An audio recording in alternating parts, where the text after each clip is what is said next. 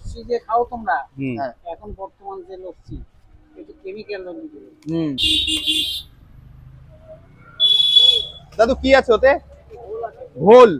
বাহ, বহুদিন বাদে কিন্তু ঘোল দেখতে পাচ্ছি। গরমের মধ্যে ঘোলে স্বাদই আলাদা দাদা। দাদু কত করে দাদু? 20 টাকা।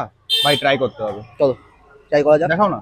ভালো হবে। হ্যাঁ। রাখো তুমি রাখো, হাত কাঁধের থেকে নামাও। অনেক বছর পরে দেখছি কিন্তু ঘোল। হ্যাঁ কি কি আছে? শুধু ঘোলই আছে তোমার কাছে? এই যে আমি ওই জায়গাটা বসে নিচ্ছি, আচ্ছা কোথায় বসে তুমি এখানে? ওই যে ফলের দোকান। ফলের দোকানে কোথায়? লোকেশন শ্রীনগর। তরমুজের শ্রীনগর গেছে ওই যে আশুতোষ কালীনের মুখে, ইন্দ্রাণী সরণির মুখে।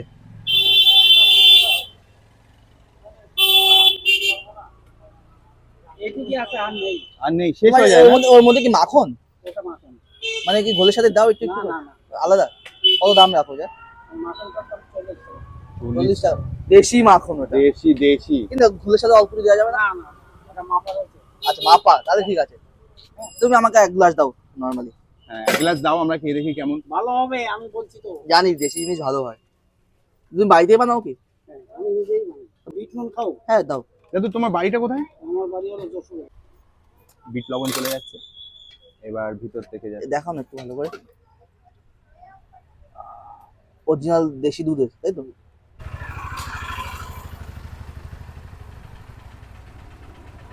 আর বাবু খাবা? দাও। পুরো নিয়ে নিয়েছি কিন্তু ঘোল, আর ঘোলের স্বাদই পুরো আলাদা। দাদু কিন্তু যাচ্ছিল হেঁটে হেঁটে, আমার ডাক দিলাম ট্রাই করি।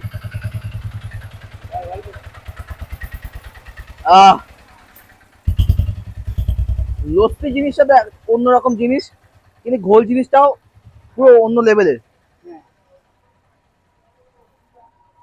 দুধ থেকে মাখন কাটার পর যে জলটা মানে থাকে সেটাই তো ঘোল, তাই না ছোটবেলা দেখেছিলাম ঘোল জিনিসটা। আর দাদু? এই যে মাখন কাটার পর যে জিনিসটা থাকে ওটা ঘোল না? দুধটা ভালো করে জ্বালাতে হয়। হুম। জ্বালায় ভালো করে গাঢ় করতে হয়। হ্যাঁ গাঢ় করে তারপরে ঠান্ডা করতে হয়, হালকা গরম। হ্যাঁ সেই অবস্থায় ওই হুম। ঘোলের বীজ দিতে হয়। হ্যাঁ বীজ দিলে ওটা জমে যায়। হ্যাঁ। জমে গেলে ওটা টানতে হয়। আচ্ছা টানে মাখন বের করতে। মাছের একটা ইয়ে আছে, ওই যে টানতে হয়। আচ্ছা, ওই যে টানলে তারপরে মাখন হয়। আর মাখনটা বেরিয়ে যাওয়ার পর যেটা থাকে সেটা ঘোল। তারপরে এই লবণ দিয়ে খেতে হয়, তাই তো? লবণ না দিলেও চলে তো? হ্যাঁ, কেউ লবণ খায়, কেউ খায় না। সবাই তো সমান। এই গরমকালে কিন্তু এটাই বেস্ট। এইটা হলো সবচেয়ে ভালো। পেট একদম পেট একদম। এখন তো লস্যি ফস্যি বেরিয়েছে, আগে তো লস্যি না, ফস্যি না, ছিল না। এই হলো, এটা হলো দেশি জিনিস। লস্যি যে খাও তোমরা, হুম। হ্যাঁ। এখন বর্তমান যে লস্যি একটু কেমিক্যাল দিয়ে। হুম। ওর যে আছে, ঠিক আছে, মানে দই টই জমানো, যে তার ভিতর যে কত কিছু যে মিলানো থাকে। এখন টক দই টই এইগুলো খাওয়া, বুঝলা? হ্যাঁ। গরমে। তুমি দই মিষ্টি বিক্রি করো না এমনি? না, মিষ্টি বিক্রি করেছি। শীতের সময়? আচ্ছা আচ্ছা, মানে তখন ঘোল তো চলে না। হ্যাঁ, ওই ছোট ছোট দেখেছি এরকম পাতানো মিষ্টি থাকে, খেতে কিন্তু খুবই সুন্দর হ্যাঁ। লাগে। এখন আর সেগুলো দেখ, আমি এইটা। না, এটা শীতকালে পাওয়া। চলো বন্ধু, দাদুর কাছে তো অনেক কথা দাদু শুনলে, এটা কি আর মানে ছিলাম। তুমি প্রতিদিন গরমকালে বিক্রি কিন্তু করো? এটাই বেস্ট। পেট সারা একদম বছর? শরীর ঠান্ডা করে, পেট শরীর সব ঠান্ডা করে। সারা বছর? তো খেয়ে তার নিই। মানে তুমি এখানে এই যে যে সামনে যেই 16-17 লিটার থাকে। 16-17 লিটার। আর সকাল 8টার সময় বেরো। বিক্রি হয়ে যায় দেখতে দেখতে। যারা যারা চেনে তারা খায়। সবাই জিনিসের মর্ম বুঝবে না, এই জিনিসটা কি জিনিস।